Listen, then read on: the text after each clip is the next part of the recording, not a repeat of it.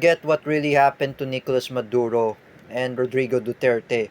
Last year, I think in March 5, March 10, 2025, last year, last month, Rodrigo Duterte was arrested by the ICC in The Hague before his birthday. And I do realize Rodrigo Duterte was arrested by ICC in The Hague, and he brought him to The Hague with the Interpol due to his crimes against humanity. Unlike Nicolas Maduro, who was captured by US Army Delta Force in January 3, 2026 in Venezuela, but the US Army Delta Force and also and even the US Marines and even US Navy SEALs, they captured Maduro. I know I'm being scammed by Donald Trump, and I'm being scammed by Bongbong Marcos. So, I do realize when Shania Kiana and I were being scammed by Donald Trump. And I know Ate Marisol said to me, why did you endorse Donald Trump? I supposed to be you endorse Kamala Harris. And I didn't realize that Donald Trump is going to deport Filipinos. At least including Teacher Kel, Teacher Gio Malana, that her husband, Escal Penumbra. They're gonna deport them back to the Philippines. Yeah, I do realize I should never endorse Donald Trump. It's supposed to be Kamala. And not even just that, I'm also the one who endorsed um, um, um, Bongbong Marcos, me and Apollo Sanchez. And nabudol na kami ni Apollo Sanchez about Bongbong Marcos due to his corruption, anomalies, and even flood control ghost project. Oh, here's the one thing I'm just gonna say. If I imagine this, I just wanna say to those idiot Marcos loyalists and the idiot Netanyahu supporters who were fake Filipinos and fake Israelis.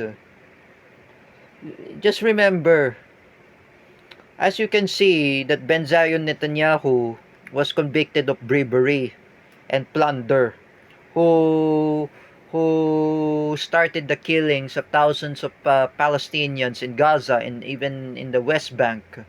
Oh, and not even just that, like his son Benjamin Netanyahu was convicted of bribery and corruption, and he is starting to killing thousands of Palestinians in Gaza.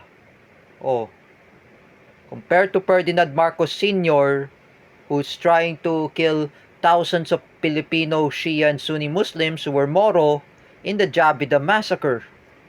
And not even just that, August 21, 1981, assassination of Ninoy Aquino. And even another one is the what is that? Um, 1972 martial law. Oh, and starting the causing the robbery of the Filipino people is Marcos Sr. And even this Marcos Jr. in the present, Bongbong, is also sue of plunder due to the pork barrel scam of Janet Lim Napoles. And another one, he was convicted a tax evader in 1995. And Marcos Jr. is involved of the mastermind of the flood control ghost project. The flood control ghost project, that's a reason. The anomalies or anomalya, that's the word. I am just gonna say to those idiot Marcos loyalists, who were fake Filipinos, and even the idiot Netanyahu supporters who were fake Israelis. Ang kapal ninyong mukha ninyo. Mga bobo kayo, mga gago kayo. That's why I know this is really happening of corruption in the Philippines and Israel. Oh, corruption. And not even just that. I always stand with Rodrigo Duterte and I always stand with Nicolas Maduro. They're fighting against imperialists. If Mindanao will be another Venezuela, Mindanao will be independent state. It will no longer to be part of the Philippines. Just remember, if Paulo Cuba will get a Mindanao passport because he lives there in Cotabato, he will go to the Philippines in Metro Manila. And now you see, Mindanao will be independent state.